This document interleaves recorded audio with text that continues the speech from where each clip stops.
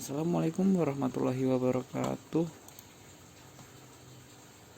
Saya di sini akan membawakan materi tentang sejarah singkat Pancasila sebagai dasar negara, HAM, dan beberapa ideologi.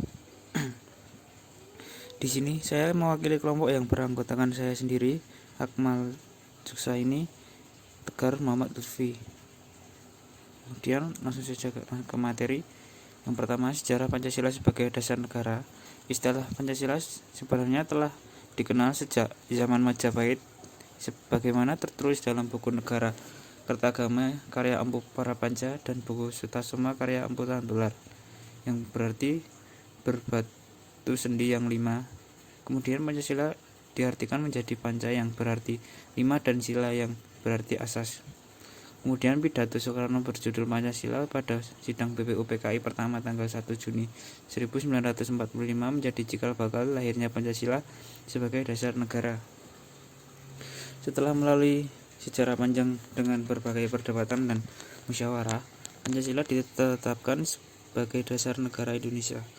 Soekarno ingin menyatakan kepada peserta BPUPKI perlunya bangsa ini memiliki dasar negara sebagai pedoman. 5 prinsip yang disampaikan Soekarno akhirnya dikaji ulang oleh peserta dan akhirnya disetujui. Dalam rapat BPUPKI terdapat 3 orang yang mengajukan pendapat tentang gagasan Pancasila, yaitu Muhammad Yamin, Profesor Dr. Mr. Supomo, dan Ir Soekarno. Dari ketiga pandangan tersebut diputuskan untuk mengambil kesimpulan dan dijadikan satu kesatuan, yaitu Pancasila yang berisi 1. Ketuhanan yang Maha Esa, 2. Kemanusiaan yang adil dan beradab, 3. Persatuan Indonesia, 4. Kerakyatan yang dipimpin oleh hikmat kebijaksanaan dalam permusyawaratan perwakilan, dan yang kelima, keadilan sosial bagi seluruh rakyat Indonesia.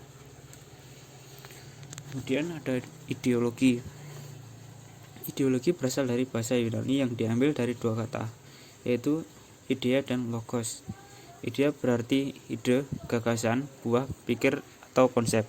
Sedangkan logos berarti hasil pemikiran. Jadi berdasarkan bahasa, ideologi adalah ilmu yang mencakup ilmu kajian asal mula, juga hakikat buah pikir atau gagasan.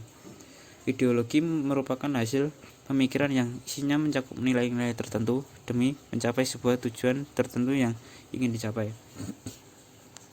Ideologi disebut juga sebagai identitas dari sebuah negara, karena ideologi sebenarnya memiliki fungsi yang sangat penting untuk sebuah negara, di mana ideologi digunakan sebagai sebuah hal yang memperkuat identitas sebuah masyarakat negara. Kemudian ideologi Pancasila. Di sini pengertian ideologi Pancasila yaitu sebagai ideologi negara, berarti Pancasila dijadikan pedoman oleh masyarakat Indonesia dalam menjalankan kehidupannya. Nilai-nilai yang terkandung dalam kelima asas Pancasila menjadi landasan masyarakat adalah bersosialisasi, kehidupan beragama, hak asasi manusia, dan bekerja sama. Kemudian ideologi liberal. Ideologi liberalisme atau liberal adalah sebuah ideologi pandangan filsafat dan tradisi politik yang didasarkan pada pemahaman bahwa kebebasan dan persamaan hak adalah nilai politik yang utama. Secara umum, liberalisme mencita-citakan suatu masyarakat yang bebas, dicirikan oleh kebebasan berpikir bagi para individu. Kemudian ada ideologi komunis. Ideologi komunis adalah ideologi yang berkenan dalam filosofi politik, sosial, dan ekonomi yang bertujuan utama terciptanya masyarakat komunis dengan aturan sosial ekonomi berdasarkan pemilikan bersama alat produksi dan tidak ada kelas sosial, uang, dan negara. Kemudian HAM.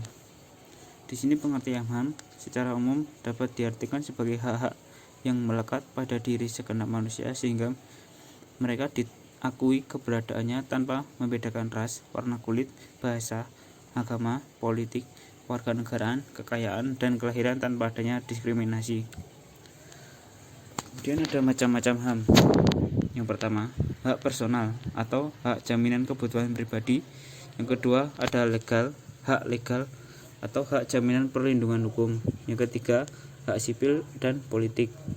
Yang keempat, ada hak subsistensi atau hak jaminan adanya sumber daya untuk menunjang kehidupan. Yang kelima, hak ekonomi, sosial, dan budaya. Kemudian ada pelanggaran HAM. Kasus pelanggaran HAM yang bersifat berat meliputi pembunuhan massal atau genosida, pembunuhan sewenang-wenang atau di luar putusan pengadilan, penyiksaan, penghilangan orang secara paksa, dan perbudakan atau diskriminasi yang dilakukan secara sistematis.